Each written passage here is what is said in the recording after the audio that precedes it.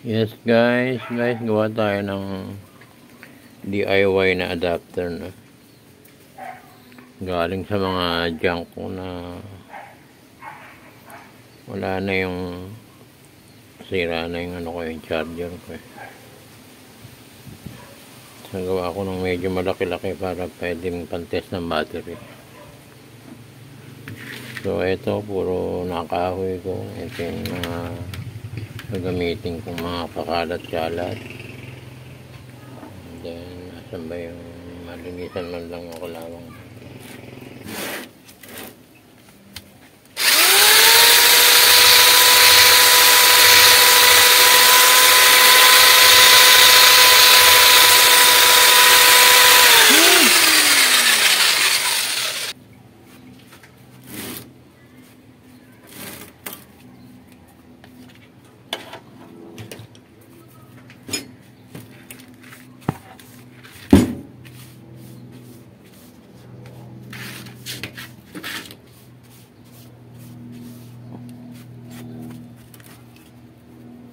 So guys, testingin muna natin kung 220 na.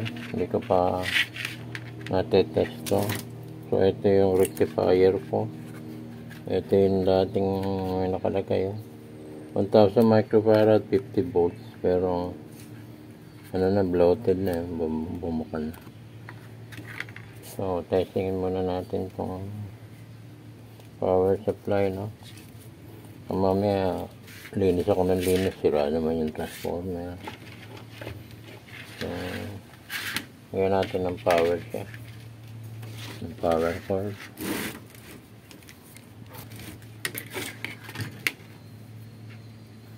Parang madilim dito.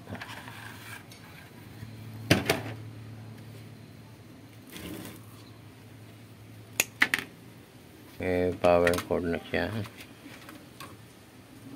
Yan, saksak natin.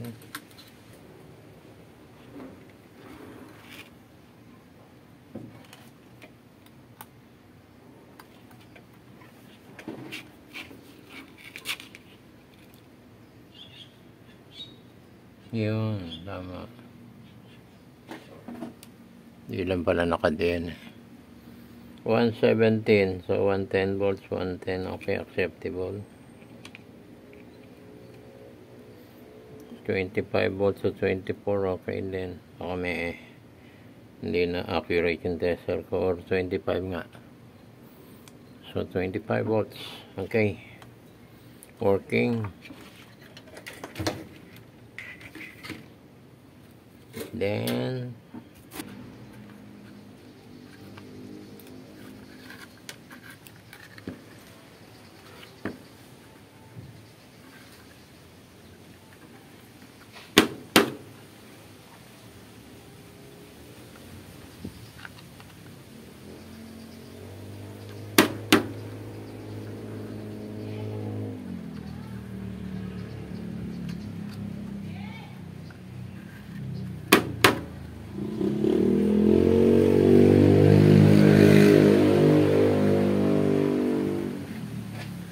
so malaki yung hininang kung ilagay ko sa 400 ang temperature, 338 lang temperature, kaya tanggal ka agad yan.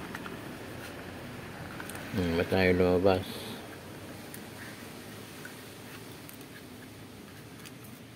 Ikip.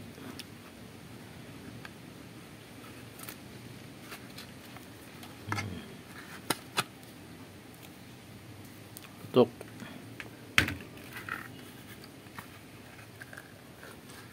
Natira tong diode, no? Yung bridge. So hindi ko na siya tatanggalin ng ganyan, kaya mo na siya. Drawing natin ngayon, ha, sa likod.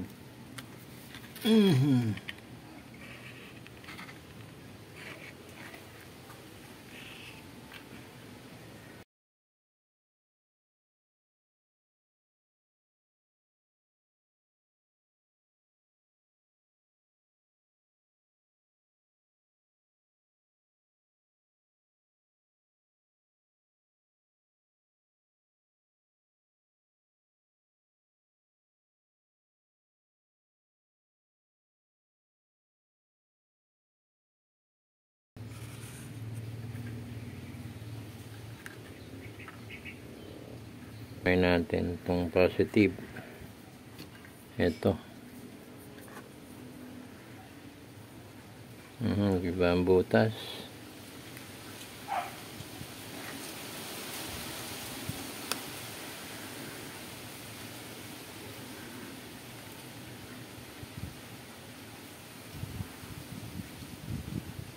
Dito ang butas malapit dito. Kaya lang bali, yan na lang. Layo.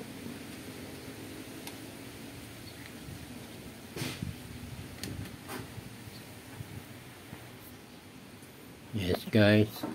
Wiringan natin. Negative.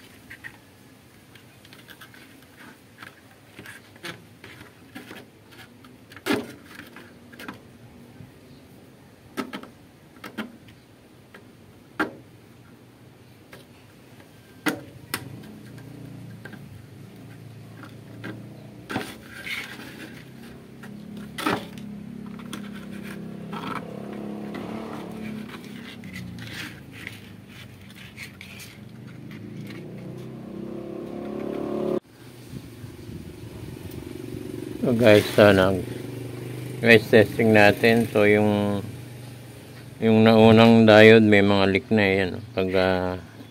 Pagsaksak umugong kagad, biyak. Yan. Hindi ko na test na isa-isa eh. So pinalitan ko na lang ang ibang diode yan. So,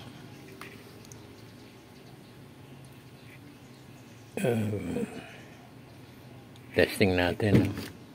So guys, 24 volts to. Ang kailangan ko lang 12 volts, no?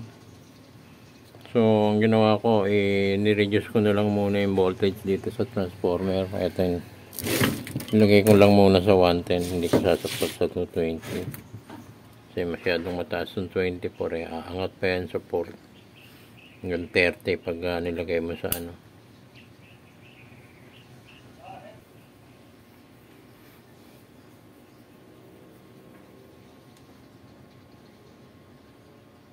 Ayun guys, 16. Kita.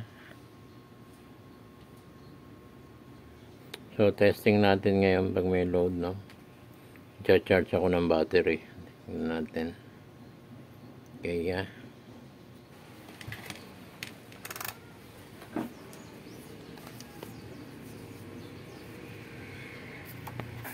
Yes guys, tingnan natin tong ano, no. Itong battery, kung ilang volts. 10 volts DC, meron pang karga na konti pero leak natin. Tagal na itong, tingnan natin kung aangat ng 12 or 13, 14.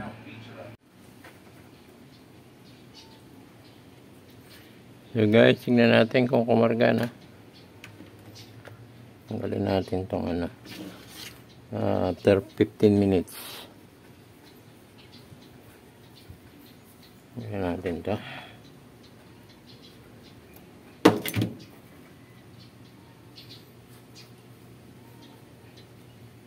Yun kanina, 10 volts, no? Ayun. So guys, umangat na kagad ng 12. Pinaka highest na mano nito hanggang 13. So okay guys, pwede na akong ipan-charge.